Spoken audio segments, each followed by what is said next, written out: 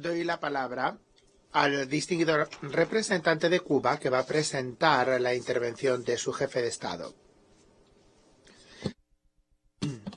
Tengo el honor de presentar la intervención pregrabada del presidente de la República de Cuba, Miguel Díaz-Canel Bermúdez.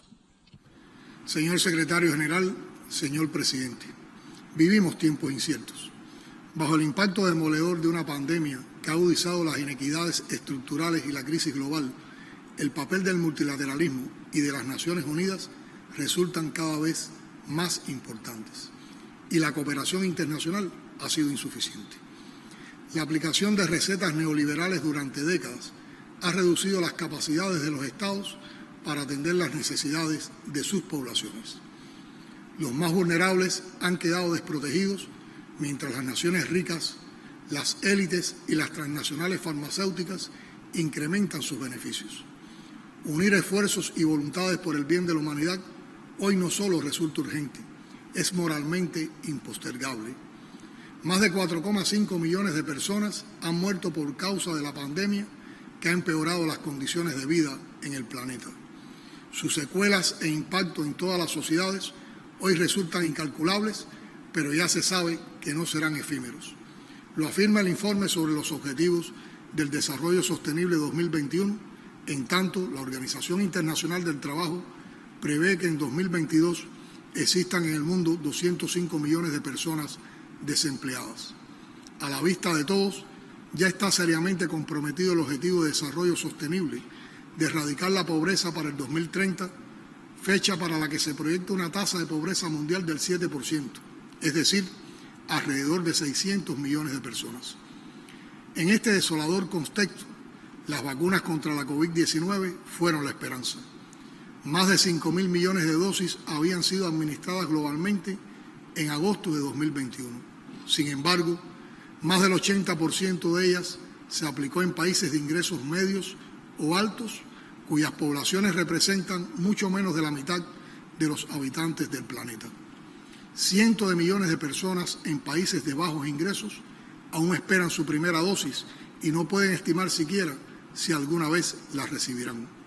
Mientras esto sucede, resulta inconcebible que en 2020 el gasto militar mundial fue de casi $2 billones estadounidenses. ¿Cuántas vidas habrían salvado si esos recursos se hubieran destinado a la salud o a la producción y distribución de vacunas?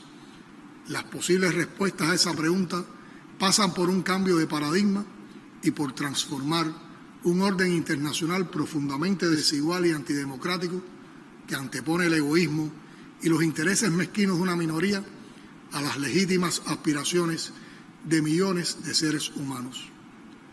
No nos cansaremos de repetir que deben cesar el despilfarro de los recursos naturales y los irracionales patrones de producción y consumo del capitalismo, depredadores del medio ambiente y causantes del cambio climático que amenaza la existencia de la especie humana.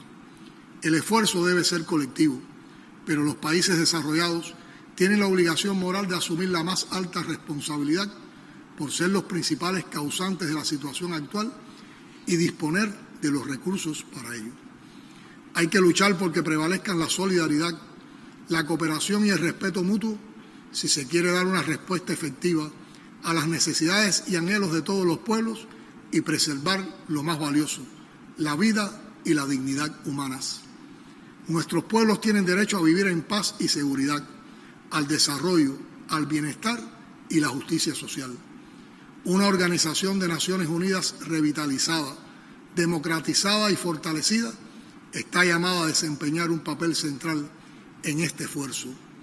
Señor Presidente, bajo el liderazgo y con la instigación permanente de los Estados Unidos, se está promoviendo un peligroso cisma internacional.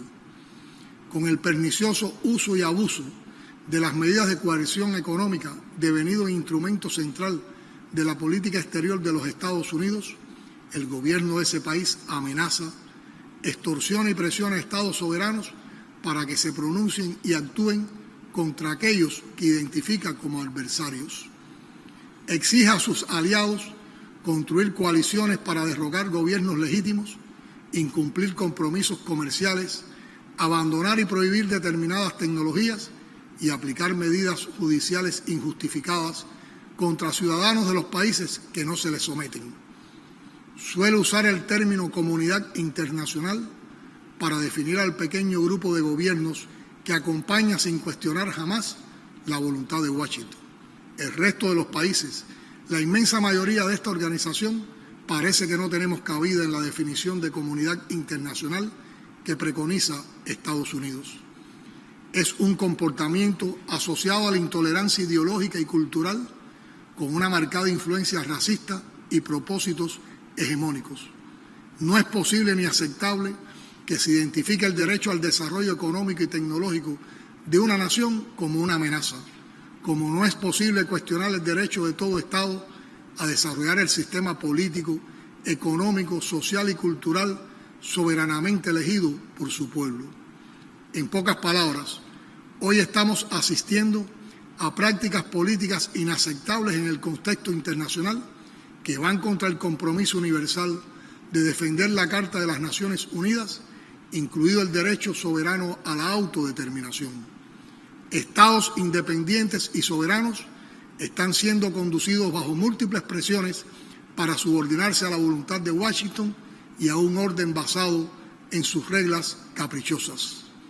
Señor presidente, durante más de 60 años, el gobierno de Estados Unidos no ha cesado ni un minuto en sus ataques contra Cuba, pero en este momento crucial y desafiante para todas las naciones, su agresividad supera los límites.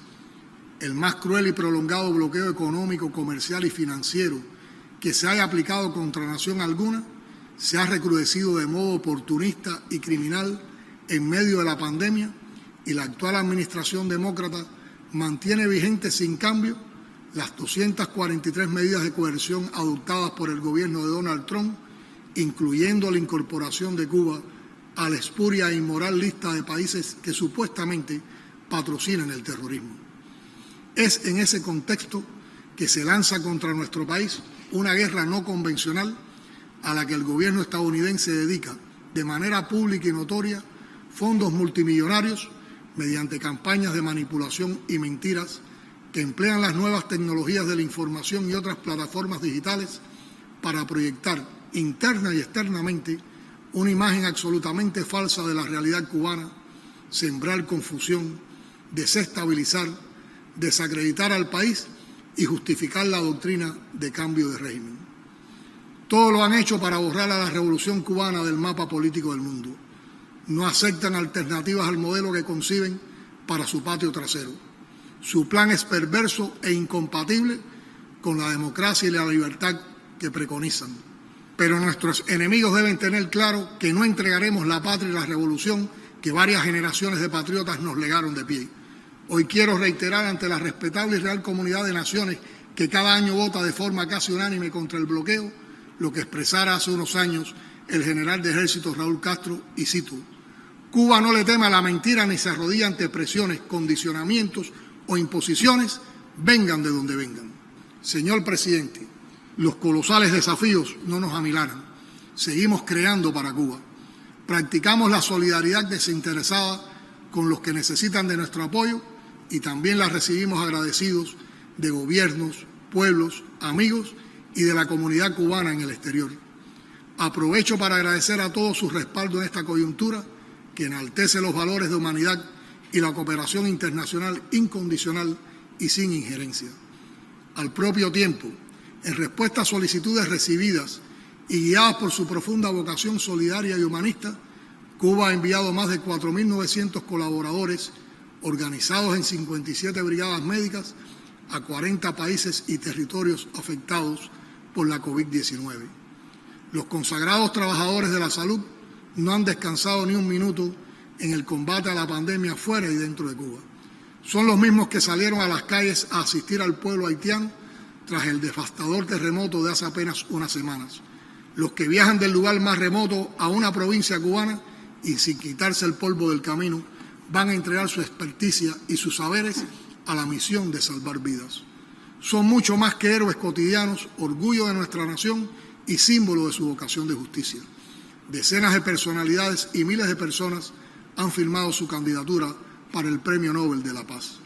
Igualmente, nos enorgullece la comunidad científica cubana que en medio de enormes carencias creó 3 vacunas y 2 candidatos vacunales contra la COVID-19. Ellos representan la concreción de la idea del comandante en jefe de la Revolución Cubana, quien afirmó en 1960 que el futuro de nuestra patria tiene que ser necesariamente un futuro de hombres de ciencia.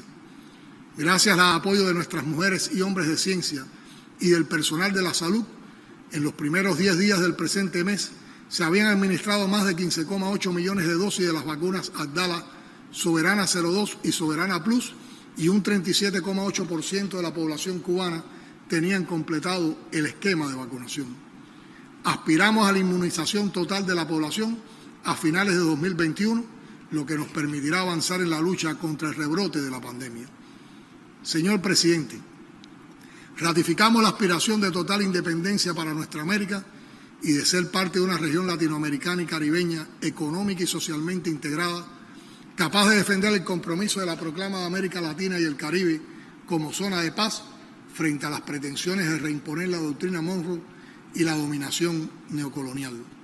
Nos oponemos a los intentos de desestabilizar y subvertir el orden constitucional y la unión cívico-militar y destruir la obra iniciada por el comandante Hugo Chávez Frías y continuada por el presidente Nicolás Maduro Moros a favor del pueblo venezolano.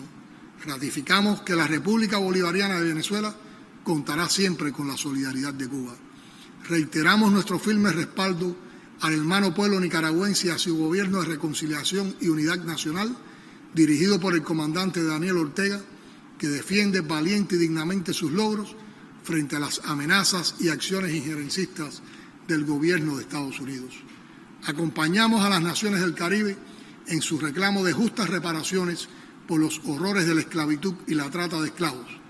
Apoyamos su derecho a un trato justo, especial y diferenciado, indispensable para enfrentar los retos derivados del cambio climático, los desastres naturales, el injusto sistema financiero internacional y las difíciles condiciones que impone la pandemia de COVID-19.